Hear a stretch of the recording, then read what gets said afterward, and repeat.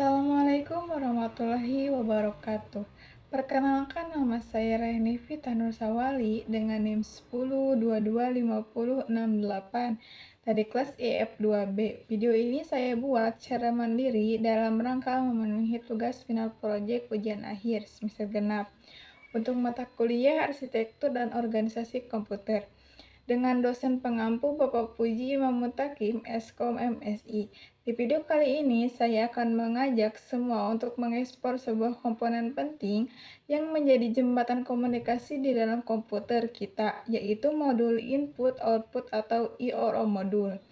Tujuan dari pembahasan kita hari ini adalah agar kita tidak hanya tahu cara memakai komputer, tapi juga paham secara mendalam bagaimana komputer berinteraksi dengan dunia luar, mulai dari fungsi, struktur internal, hingga 3 metode operasinya. Oke, pertama-tama kita harus tahu dulu apa sih itu modul IORO itu. Secara definisi, modul input-output adalah komponen atau interface di dalam sistem komputer yang bertanggung jawab untuk mengendalikan satu atau lebih perangkat luar atau periferal, sekaligus mengatur aliran data antara perangkat luar tersebut dengan memori utama atau register CPU, berfungsi sebagai jembatan penghubung antara CPU dan perangkat eksternal, menerjemahkan sinyal, serta menyinkronkan perbedaan kecepatan dan format data. Nah, kenapa harus pakai modul? Kenapa kita tidak colokkan saja langsung seperti ke mouse, keyboard, atau monitor ke CPU? Jawabannya karena ada kendala teknis. Yang pertama, perbedaan kecepatan transfer data perangkat luar itu jauh lebih lambat dibanding kecepatan CPU yang super cepat agar sistem tetap efisien. Yang kedua itu format data dan panjang kata pada perangkat luar sangat bervariasi.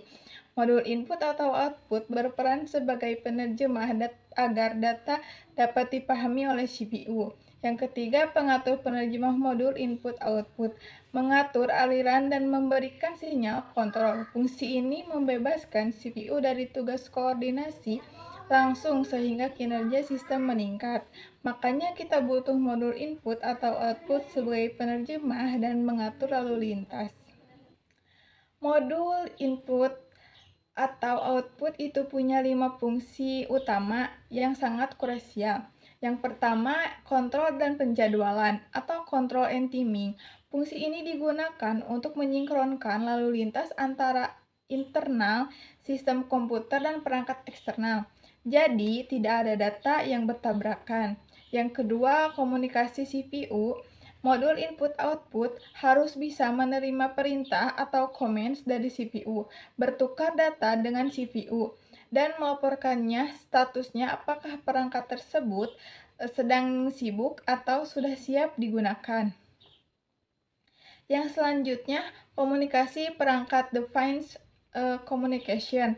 Sama seperti ke CPU, modul ini juga harus bisa mengirimkan perintah, kontrol, dan bertukar data dengan perangkat luar yang terhubung. Yang selanjutnya, menyanggang data ataupun data buffering. Ini berfungsi sangat penting karena kecepatan CPU dan periferal itu jomplang banget. Jadi, modul input atau output bertindak sebagai menampung data sementara atau buffer. Jadi, data dari perangkat luar dikumpulkan dulu di sini, baru dikirim ke CPU dengan kecepatan tinggi. Begitupun sebaliknya. Lalu yang selanjutnya, deteksi kesalahan ataupun error detection. Jika ada masalah mekanis ataupun seperti kertas macet di printer, atau ada bit data yang rusak selama transmisi, modul input-output ini yang bertugas mendeteksinya dan melaporkannya ke CPU. Bagaimana sih struktur sebuah modul input-output? Nah, kalau kita lihat diagram bloknya, modul ini terhubung kedua arah. Yang pertama, sisi internalnya terhubung ke CPU dan memori melalui bus system, ada jalur data dan ada jalur alamat. Untuk tahu modul mana yang dipanggil, dan jalur kontrol. Di dalam modul itu sendiri terdapat beberapa register. Ada register data yaitu fungsinya untuk menyimpan data sementara dan ada register status ataupun kontrol untuk memantau kondisi operasional modul. Semua ini diatur oleh sebuah komponen yang pintar, namanya logika antarmuka ataupun input atau output logic. Nah, ini dia inti dari cara kerja operasi input-output. Ada 3 metode utama bagaimana komputer mengeksekusi perintah input-output. Yang pertama itu ada programmer input-output. Pada metode ini, CPU memegang kendali penuh secara manual. CPU yang memberikan perintah ke modul input-output. Lalu CPU harus terus-menerus memantau dan memeriksa status modul tersebut sampai prosesnya selesai atau polling.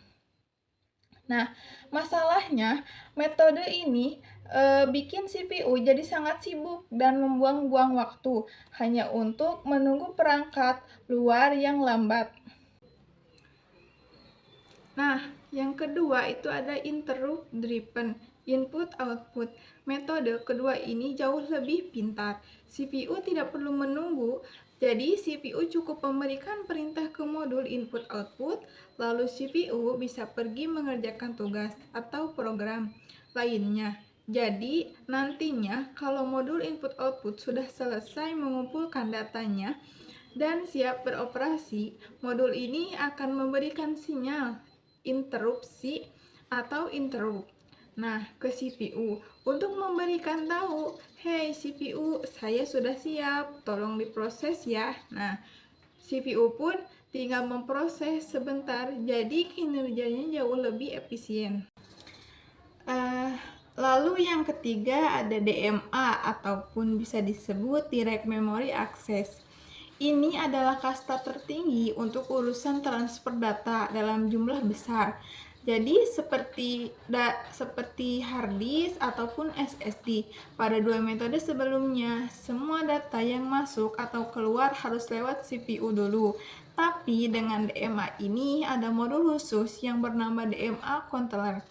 Jadi cukup CPU memberikan izin di awal, lalu data dari perangkat luar bisa langsung dikirim ke memori utama, yaitu RAM, tanpa mengganggu atau melewati CPU sama sekali. Jadi CPU baru akan dikabari kalau transfernya sudah mencapai 100%. Lalu, di mana kita bisa melihat penerapan modul input-output ini di sistem komputer nyata? Jawabannya ada pada chipset, pengontrol di motherboard, seperti pengontrol USB, kartu suara, ataupun sound card.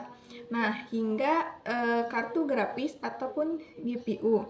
Kalau kita berbicara perkembangan teknologi terkini, modul input-output modern sekarang sudah sangat luar biasa. Contohnya paling populer adalah teknologi USB 4 dan Thunderbolt 4. Dulu kita butuh modul dan kabel terpisah untuk monitor, charger, dan hard disk. Tapi sekarang, berkat arsitektur input-output modern dan optimalisasi jalur DMA yang sangat maju, satu lubang USB tipe C dengan protokol Thunderbird bisa mentransmisikan data dengan kecepatan hingga 40 Gbps, menyalurkan daya listrik besar, sekaligus menampilkan video resolusi 8K ke monitor eksternal secara bersamaan.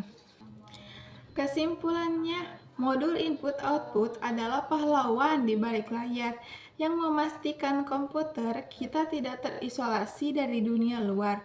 Tanpa adanya evaluasi, teknologi modul input-output, mulai dari programmer input-output yang kaku hingga DMA dan Thunderbolt yang super cepat, kita tidak akan bisa menikmati kompetisi yang serba instan dan nyaman seperti sekarang ini. Nah, refleksi dan manfaat yang bisa saya ambil sebagai mahasiswa teknik informatika dari pelajaran ini adalah pentingnya sebuah manajemen koordinasi sama seperti modul input-output yang bisa menyelaraskan komponen yang lambat dan cepat agar selaras.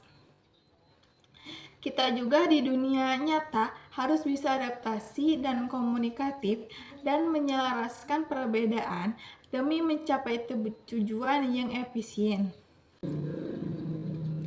Demikian pemaparan final project dari saya mengenai modul input-output.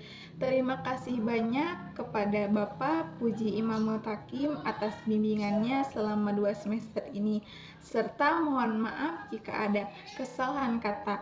Saya Rehan Divita Nursawali, pamit undur diri. Wabillahi taufiq wal hidayah. Wassalamualaikum warahmatullahi wabarakatuh.